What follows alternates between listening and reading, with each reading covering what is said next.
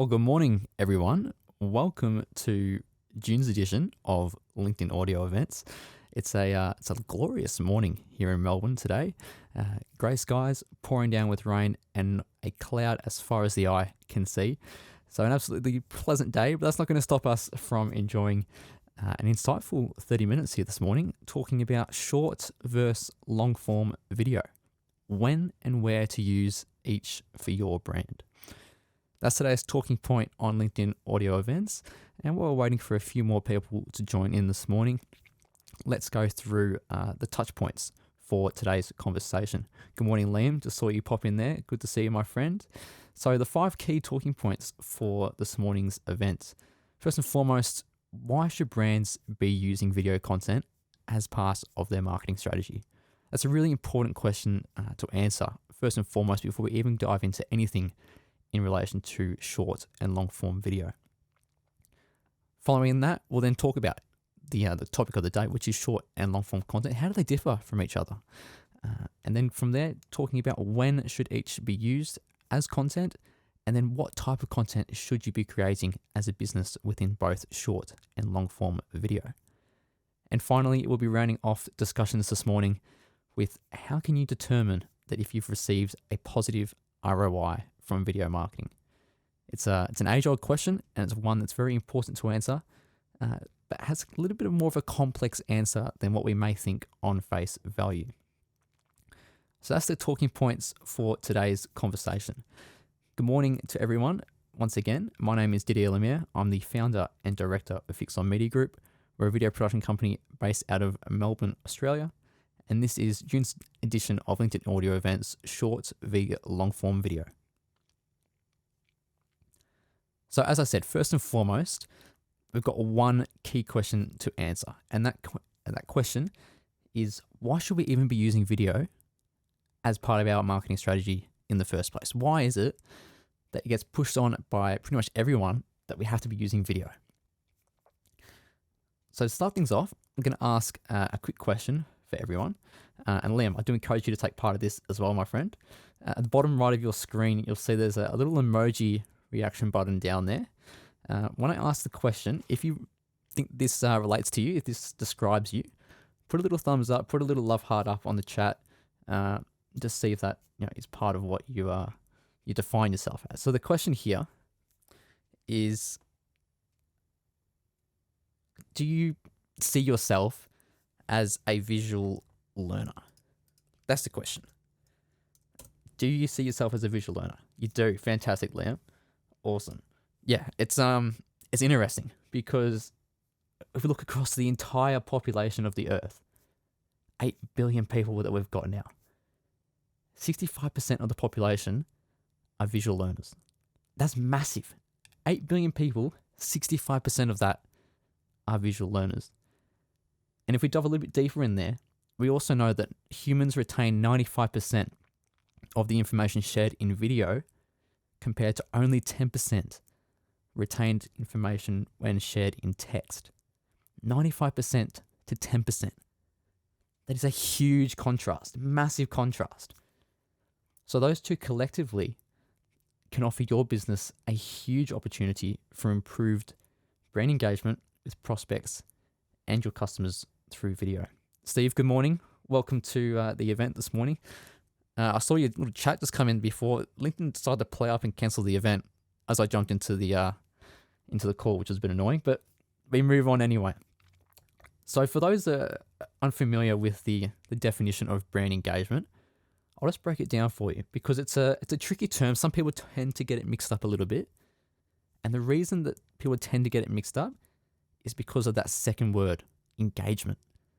And so many people think of engagement in the context of social media, which is 100% correct in the context of social media. So when we're talking about social media, engagement is likes, follows, comments, shares. Those are all correct.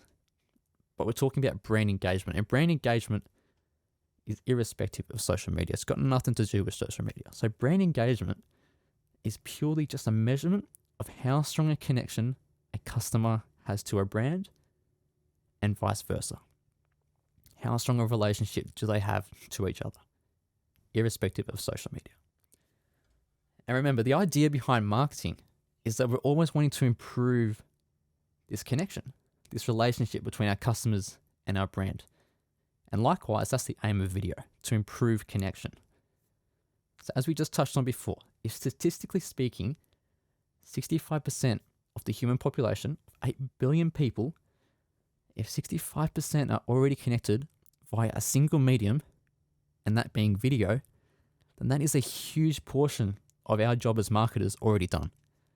Because we can hit 65% of our audience in one area, and that's incredibly powerful. So as I touched on before, this is the first question we need to ask ourselves is, why should we be using video in the first place as part of our marketing strategy? Well, there's our answer. Because we can target 65% of people in one medium. No other medium has that power, and that's why video is so critical for our marketing. So now that we've uncovered that, let's talk about the topic of the day, short and long form content. We'll all be very familiar these days with short form content. It's everywhere. Every platform that we go onto, it's right in our face all the time.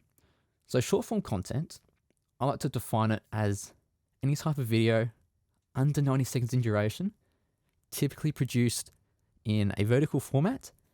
And you're going to see this on platforms like Instagram, TikTok, YouTube Shorts, and LinkedIn. And Steve, it's great that you've jumped on this morning as well, because I wanted to touch on LinkedIn a little bit, just briefly. So you might be good to come up onto the stage and have a chat about this as well.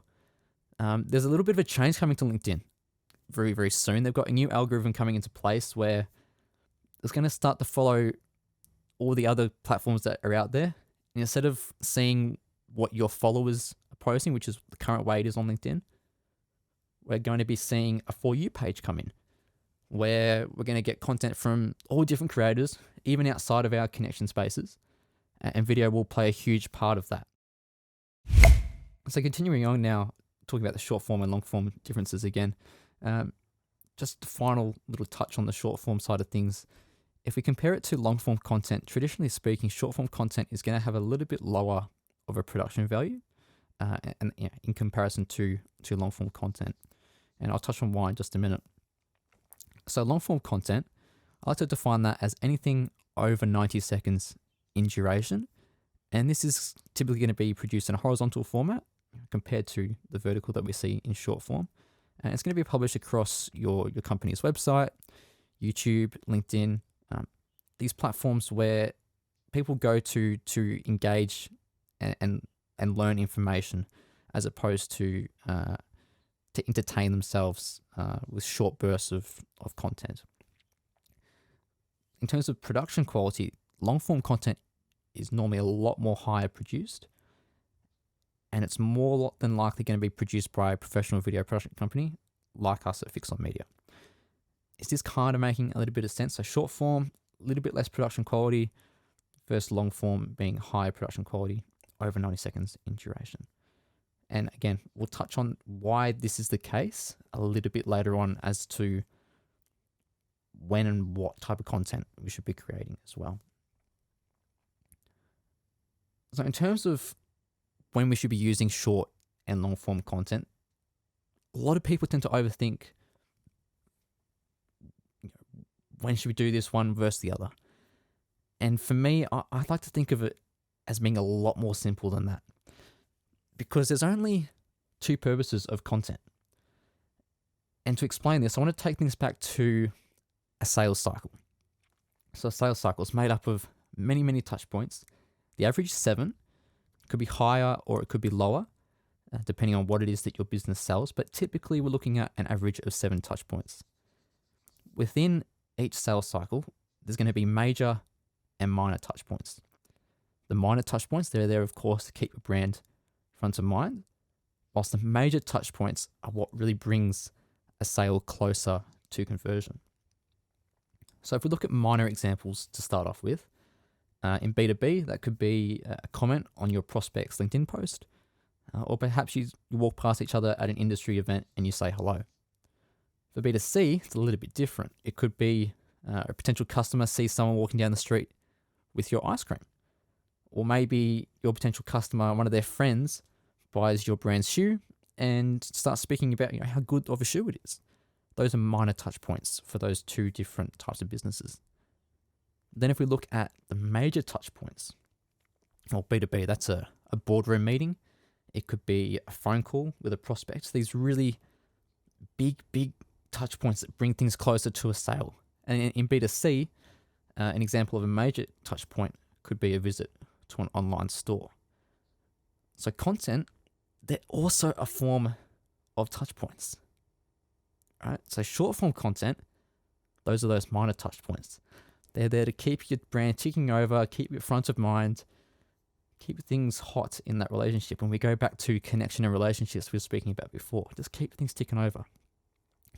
Whilst the long form content, those are those major touch points that really bring things forward in the sale conversion.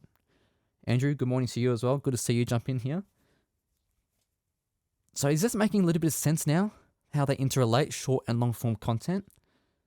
If we bring it back to the original question of when should we be using each type of content, it's now a lot more simple than what we thought previously. All we have to do is bring it back to the sales cycle. So if we want to create touch points, then we go for short form content.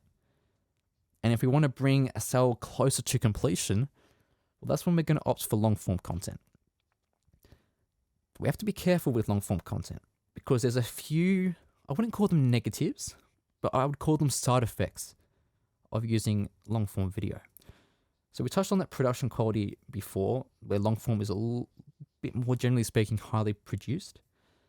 They're also going to include a lot more information than short form video. So the reason that we want to be careful with long form video is that if we continue putting long form piece after long form piece after long form piece out all the time, our viewers, our potential customers, or our current customers as well, they're going to get overwhelmed because they're having to respond and listen and receive feedback and information all the time, and they don't have space to breathe. So this is where we bring in short form content, just to change things up, because short form content is easily consumable. Again, it's got a lower production quality, so that doesn't take as much effort from the brain to break down what it is that we're watching. So we can put short form content in, create touch points. Doesn't overwhelm our customers and our potential customers, but it keeps them engaged. And then we can hit them with a long form piece every now and then, just to bring things a little bit closer and turn them over in that sales cycle. Another important point to remember with long form content is that we're going to be using this as a part of a wider marketing campaign. So that's going to be your umbrella. On top is that long form piece of content. And then beneath that is all the short form content, strings and legs of an octopus or a jellyfish, or however you want to say it. You've got them coming out, and that's the short form content there. Does that make a little bit of sense, Steve and Andrew? Fantastic. Awesome. So then the next question then is, what type of content should we be creating? So we know when we want to use short form content, we know when we want to use long form content, but what actual type of content should we be creating? Now, the creative element side of things, that's going to be very individual to every business because no two businesses are the same. And the creative element is also the easiest part because you can create millions of different ideas for any type of piece of content. So that's the easy side of things. But in terms of the type of content, what exact type of content, forgetting the creative side of things, what type of content are we going to create? Well, there's two umbrellas for that.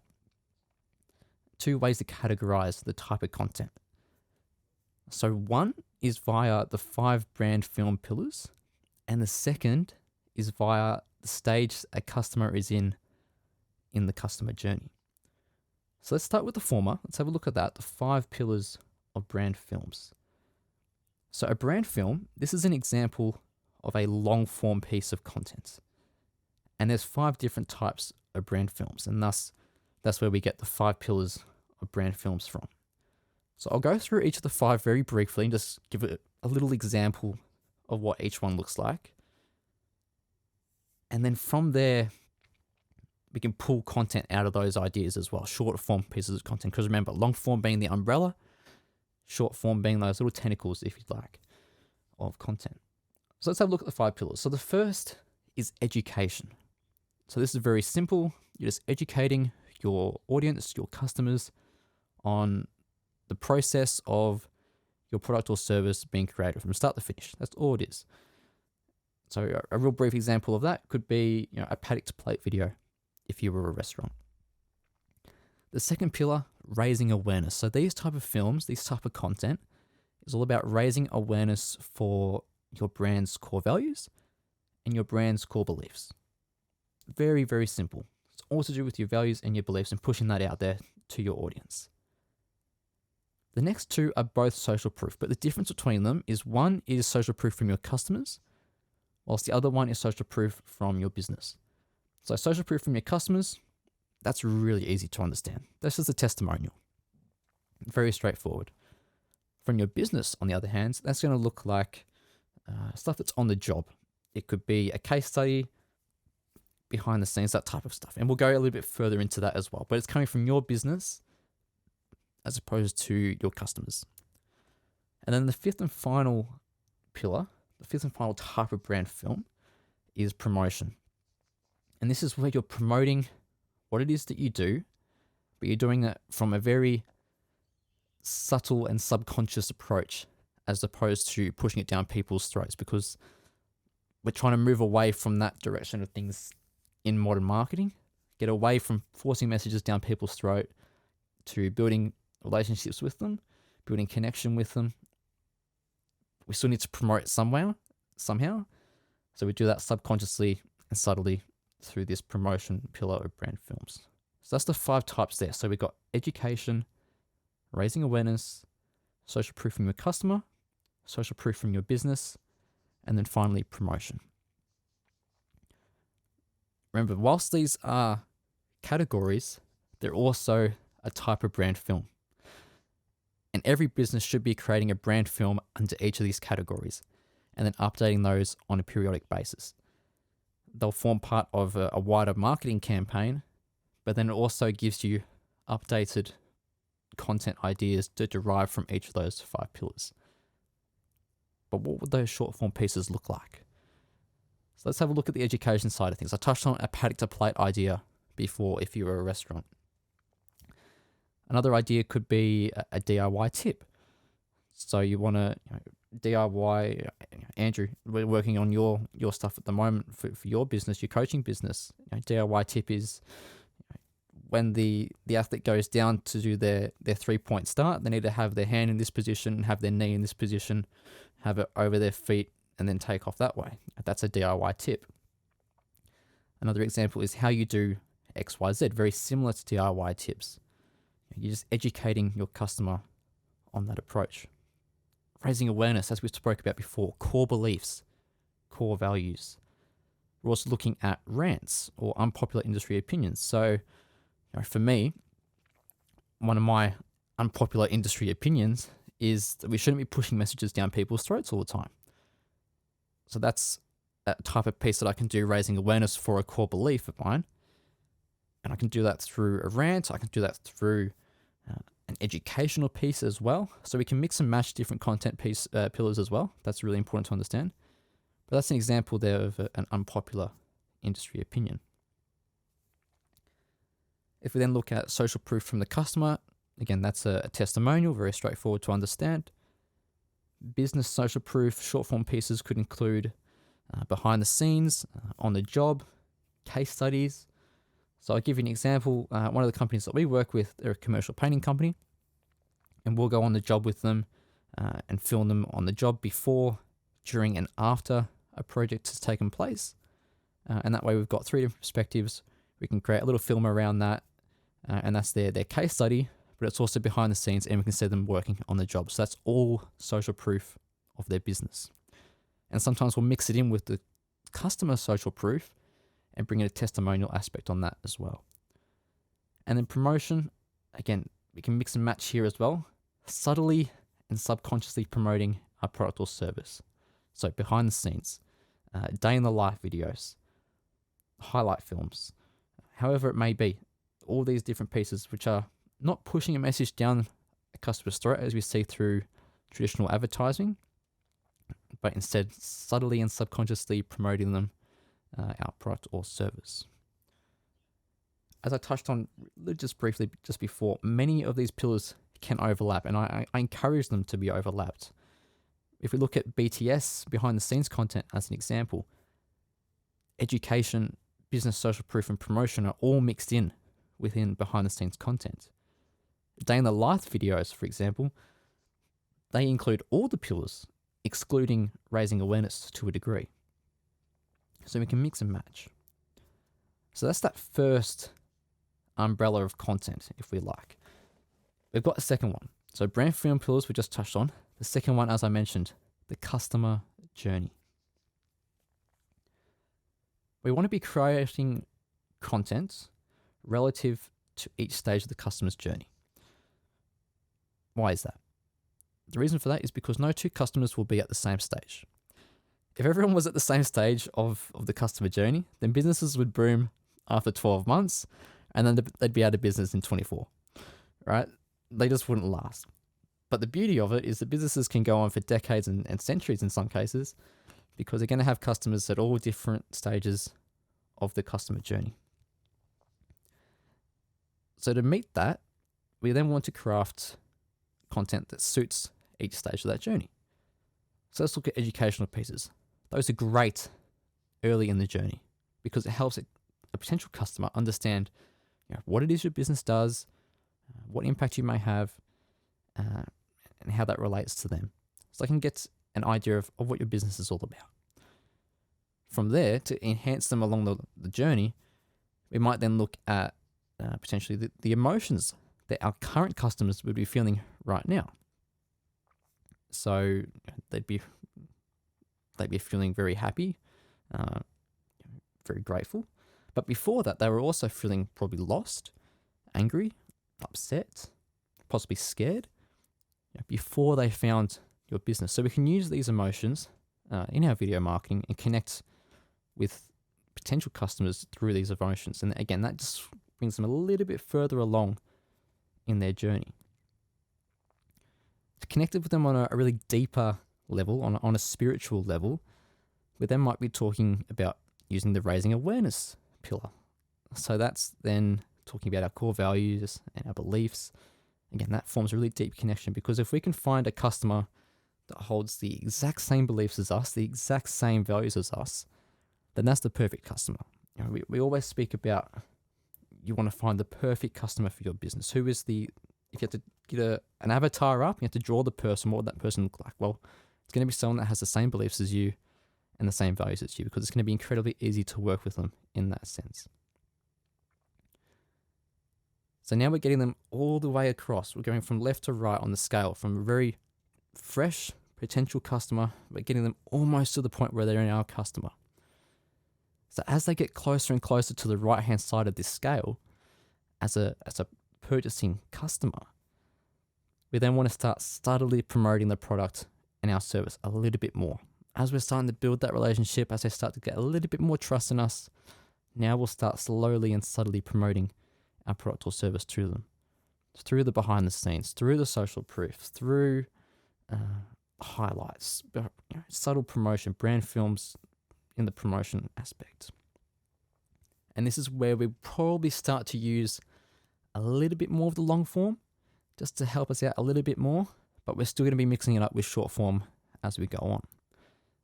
And then right before they're like primed to get a sale through them, right before then, that's when we hit them with the testimonials. And that should be that final little switch in their head that goes, yep, everything checks out and we'll purchase. Can you kind of see how this flows from that far left approach where they're a fresh customer all the way to the right hand side of the scale to becoming a purchasing customer? And remember, this isn't going to happen all at once, obviously. This is going to be weeks and months of content in some cases. It could be even years for some businesses. But to ensure that this happens, we have to be posting a mix of content. The key is not to post the same pillar of content in bulk. So I'll give you the example of don't post educational content after educational content. The reason for this is because it only engages those potential customers at the very start of the customer journey, the ones that are incredibly fresh. We're only targeting them. So if we just post educational piece after educational piece, we engage with them, but we disconnect all those on the other side of the scale, on the right-hand side of the scale, who are near purchasing. Likewise, we don't want to just constantly post social proof, because that doesn't keep fresh prospects engaged, and it only keeps those engaged that are near a purchase or in that purchasing decision frame of mind. So this is why we want to be mixing up content on a consistent basis. It's going to keep everyone engaged all the time. And then the most important part is that it allows customers to progress through the journey. Because the other downside of posting the same content all the time, the same content pillar all the time, is that they can't progress through the journey. They get stuck. So if they're seeing educational piece after educational piece at the start, well, then how are they going to progress further on? Because they're seeing the same stuff over and over again.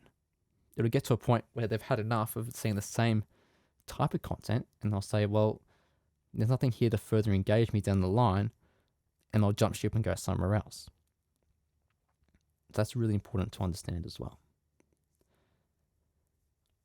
So we've hit all the boxes so far of our talking points today of why should we be using video in the first place, the differences between short and long form content, when should we be using it, what type of content should we be creating. But there's one more question. It's an age-old question that people have been speaking about forever. And this question is, how can you determine if you have received a positive ROI from video marketing? Or even in general, just a marketing campaign. But we're going to speak about just specifically in terms of video marketing today. Now, this is one of the hardest things to determine in marketing, the ROI from a marketing campaign. In some situations, it can be incredibly straightforward. So here's an example. Let's pretend you run an ice cream store. So during the month of July, you're running a sale. And that sale is a customer can receive a discount if they use a special phrase at the counter with the staff member. So to get this out there, you're going to advertise the sale, you create a marketing campaign around it, a video marketing campaign around it, and through the content that you put out there, you communicate to viewers that in order to receive the discount, they need to use the special phrase. And that special phrase could be yellow bananas, right? Yellow bananas, that's something out there. So something that wouldn't be guessed very easily, let's just say. So for this marketing campaign, your ice cream store spends $50,000. And from this campaign, you're easily able to identify the sales from it, because as someone comes up to the counter and they say yellow bananas, you can say, okay, yep, that's a sale that's come from this campaign. You tick that off on your software, and that's very easy to track. And at the end of it, we were able to see that we've generated $200,000 in sales from the campaign. So it's a 4 to 1 ROI, 400%. In this example, it's incredibly easy to track because we have a metric that is there from start to finish that is an identifier of that campaign and that campaign success. But then here's another question for you. How can we track the sales that come indirectly as a result of this campaign? There's two sides to this. Perhaps there was customers that saw the content as part of this overall marketing campaign. They went to the ice cream store, they brought ice cream, but they didn't use the phrase at the counter, right? So they didn't use the phrase, but they came to the store, they brought ice cream as a result of the campaign. There's also probably plenty of people out there that saw the campaign, they didn't buy ice cream during July, they didn't get the discount during July, but then months down the line, or maybe even 12 months down the line, people have come to the store when they've been walking past on a hot summer's day, and they've put two and two together from brand awareness, and they've got, oh, I remember this company, this ice cream store, and they've bought ice cream. How do we track that? We can't. We can't track that. We can't put a metric on it and say these sales were a direct result of the campaign, because we simply don't know. It could just be they've walked past because they've walked past, or it could be they've got brand awareness from that original campaign and now they've been converted into a customer 12 months down the line. So this is why it's really important to look at marketing as a whole, as a collective of the business. So I want to tell you a quick story. Occasionally, I'll have a client or a prospect come to me and they say they want to create a video marketing campaign around a new product launch, or they want to increase sales by X amount. And this is great. They're enthusiastic. Video, as we learned earlier, it's the number one platform for harnessing brand engagement. 65% of the population are visual learners. But I always ask them in return, okay, well, what strategy have you got developed behind it? Because it's all good and all to create a video, and my team could create the best video in the world, the best film in the world. But if there's no strategic plan behind that, behind the campaign, behind the film, then what's the point of creating it? It's just wasting money on the video production. And on top of that, it lowers your chances of success. So from there's two different scenarios. What I advise is that we can work on a strategic plan ourselves. And whilst we don't do that as a video production company, we can advise in some areas. And Andrew, we've worked really well together on this, I believe, in finding a bit of strategy there. The alternative, if there's a budget that allows it, is that I will refer the client or the prospect onto a strategic marketing team. From there, they can help them out, build the strategy, and then we'll come in and do the video marketing. So the reason I tell you this story is because one of the strategic marketing companies that we refer are Peer Marketing, Alex Stock and his team. And they're also based down in Mornington where we are. And very recently, Alex did a podcast and he spoke about this exact idea of viewing marketing as a whole, as a collective. And he mentioned that when we look at the ROI of marketing, instead of looking at it as the ROI from an individual campaign, we really should be looking at it from the perspective of business's whole activities. The reason for this is because at the end of the day, a business's activities need to lead to money in the door. And if they don't, well, the business goes out of business. Very straightforward, very simple. But for a business to have money coming through the door, it comes from every aspect of the business. Sales team, operations, R&D, marketing. Every department of a business, whether the business is big or small, needs to be set up for marketing. And it needs to be set up to make money. So what Alex suggests is to look at things as a whole, as a collective. Because a single video marketing campaign may not have brought in sales for your business, but it may have done an extremely good job of giving you increased brand awareness. We go back to that ice cream example. Those customers that came in 12 months later, the sale promotion, that campaign around the sale, didn't bring a sale in for the business initially, but it gave brand awareness to these specific customers that in 12 months' time, when they walked past the shop, they came in and bought the ice cream. Likewise, you may have created a campaign for building up brand awareness, but it might bomb at that, and instead it increases your sales tenfold, right? So we don't know how it's going to end up going. So this way, by looking at marketing holistically, we can get a better understanding of the successes or failures. Because let's go back to that customer journey. We spoke about that earlier. Start to finish, left to right. We need to first prime the market. We need to make them aware of the business, what it is that we're offering to them. Then we need to make them aware that we're actually offering them something. Then they need to get interested, and then they need to contact us. And from there, it's over to us to finalize the sale. Now, your marketing campaign might have done a brilliant job of driving people to your website, but if they then get to your website, they fill in your contact form and no one gets back to them, well, is this a marketing issue or is this a sales issue? Right? If the campaign has done a fantastic job and it drives people to the website, which is its whole job in the first place, but then we have a contact form on the website, people fill in the contact form, but then us as a business, the sales team, whoever it is, doesn't get back in touch with them. Well, this is a sales issue. It's not a marketing issue. But if we looked at this exact example from from a marketing approach and just looking at single campaign, we'd be saying, well, this campaign was horrid, isn't it? It didn't work very well. We didn't get any sales out of it. But no, hang on. If we've left 100 people on red, because that's essentially what we would be doing, if we left them on red and we haven't got back to them, this is not a marketing issue. This is a sales issue. So that's a really important thing to understand. Business activity as a whole needs to lead to sales. Marketing is only one part of that.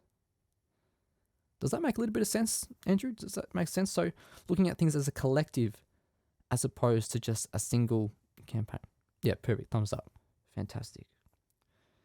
So I hope this was insightful for you today. Liam, thanks for that thumbs up as well, mate. Appreciate that.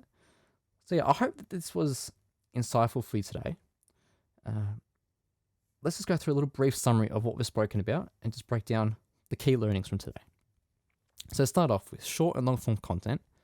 They both have a time and place to be used for your business, within your business. Short form content, those are like those minor touch points in the sales cycle, and they're going to keep your brand front of mind.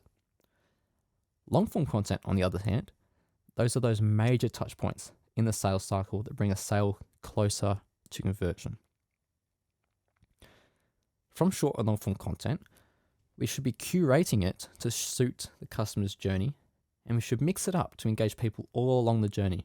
Because if we're targeting just the people at the start, we're going to disengage those at the end, the ones that are almost there, about to be a customer, and vice versa as well. This is going to limit the progress. If we're just targeting people at the start, they also can't progress to the end because we're not giving them anything to engage with throughout the journey. So they'll stop once they've hit, let's just say 20%. They've hit that mark. We've got no content for them between 20% and 100%. So they stop at 20%, they fall off, and they go to someone else.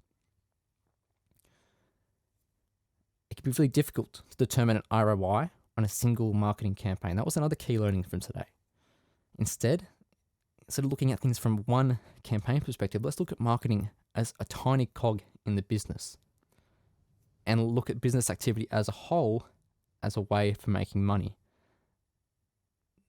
Therefore, making ROI from marketing irrelevant in one sense because we're looking at the ROI of the business and the business's activities. So those were the key learnings from today. Short versus long form content, when and where to use each for your brand.